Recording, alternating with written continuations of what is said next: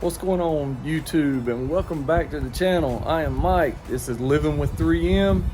We've got the wife's Explorer twin turbo Eco Boost out in the driveway today, and she had been complaining, telling me that noise was coming from the brakes when she was stopping. So I took it for a drive, and yeah, left rear was hitting the little squeal indicator. Lets you know, it's a little piece of metal that lets you know when your brakes are worn. So already into the brake change, but I'm going to show you a couple tips that'll help you get through this without paying somebody $300 or $400 for a brake job. So let's dive into it.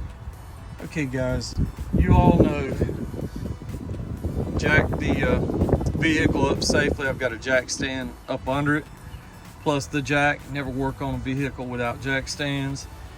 Also, I went ahead and I'll go ahead and tell you, when you're removing the caliper, here it is, it's right there, and I'm not putting any pressure on those lines. Please be careful of your brake lines.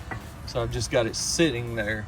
There's no tension on there. If you need to, put a bungee, but do not tear up these lines, whether it be the that's the parking brake cable, and there's your feed line. So you want to definitely take care and not damage this. Okay, I popped a little dust boot off there. You want to make sure that goes back on.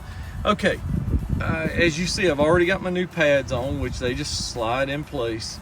But if you're taking apart your system, the two bolts you want to take off are right here and right here, and that takes them off. They're right here, right here. It just slides on as a unit.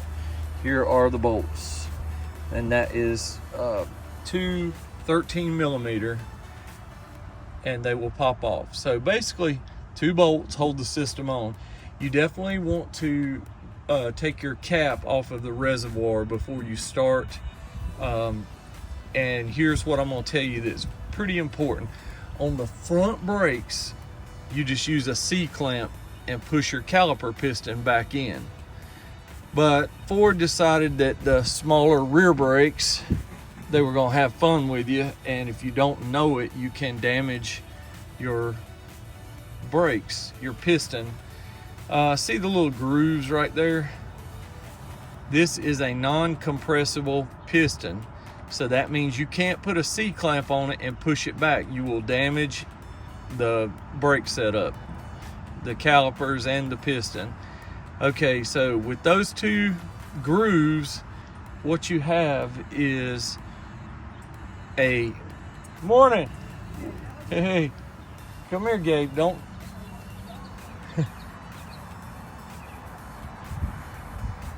Neighborhood runner and my dog looking on Gabriel. All right, so okay, back to business. Let's see if I can get the sunlight where you guys can see. Yeah, there's the groove in the piston.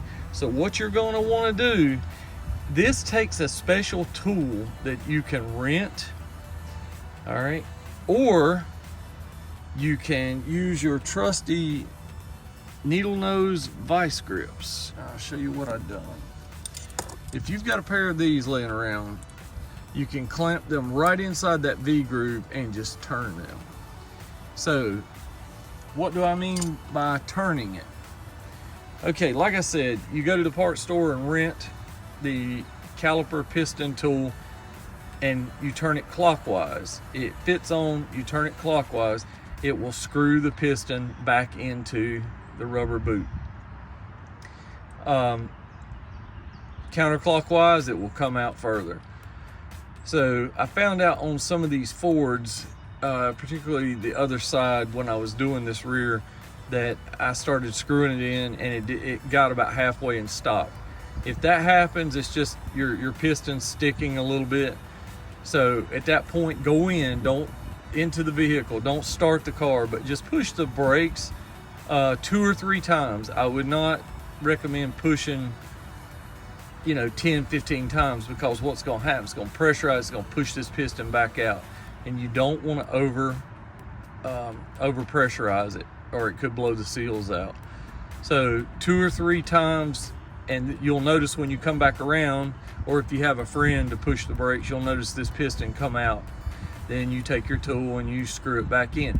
If it still doesn't want to go in, push the brakes again, push it back out. You're exercising the piston. It took me twice to get this one to go in.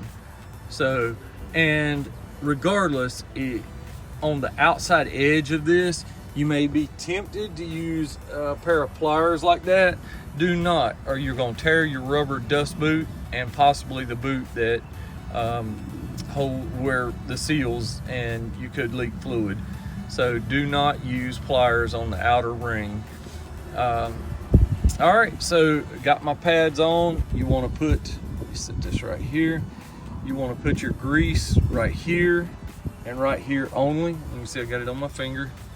So just right in there, that stops the squeals. So, all right, we got our new pads on. This is the rear. The fronts, you can use the caliper compressor or a C-clamp to push those back, but the rear you cannot. So I hope that helps some of you guys. We'll get this thing back together. All right, so you got the caliper back on. 2 bolts right there, 1, 2, those are 13 millimeter. I took my dust cap off right here because we're going to use an 11 millimeter, and they make self bleeders where you can do this job yourself, but I've got my dad inside the Explorer, and he's going to push the brakes. Okay, so what you want to do is push the brakes 2 or 3 times and hold them to the floor. All right, Dad, push them 2 or 3 times, pressurize them, and hold it to the floor and tell me when. Okay. All right, so we're going to put our 11 millimeter on. We're going to loosen it. You see the air coming? All right, now we're going to tighten it. That's all going into the... Okay, pump them up again. You're going to repeat this step 2 or 3 times. Okay. All right.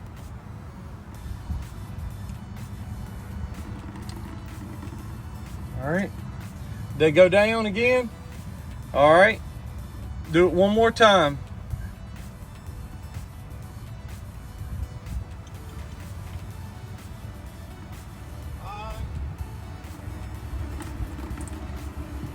All right. Okay, and we're going to snug that back down, and your brakes are now bled. So, and you'll repeat this step every time you do. All right, push them, you know, pump them up 2 or 3 times. Okay, I'm not gonna bleed them anymore. So are they tight? Yeah. They're tight, so that's what we're wanting. Okay, so we're gonna put this wheel back on. We're done with this brake back here, the passenger rear, and we'll move to the next.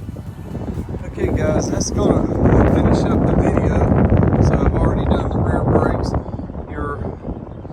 When you're doing your brake job on your SUV, be sure to take your cap off when you're working on the brakes, and before you bleed them, you want it to go back on, or you want to not take a chance of sucking air into your system. Okay, and when you're finished with the bleeding of everything, you want to top off your reservoir to the maximum. I'm going to add some right now and put us back up to full level. So that'll be it for a little tip or two on the brake change. Now, I did not cover the full brake change on this vehicle, but do remember the front pads are bigger, a lot bigger, probably double the size of the rear, and you want to be sure you use a C-clamp to run the piston in. Just compress it, but you do not want to compress the rear. You have to screw those in with that special tool or vice grips with needle nose tips. So that's gonna be it. What I'm gonna do, any brake fluid that I've got that spilled on the wheel or anywhere like that, I'm gonna give the wheels and the suspension right under there a good cleaning right now. So you don't want take any chances of that brake fluid getting on your rotors. See, you can see where I got a little brake fluid right there. So we're gonna wash all that off, clean everything up, and that'll be it, guys. If you haven't already subscribed to the channel, please do so, and it will definitely help your boy out. I'll keep making some good videos with some good tips for you guys.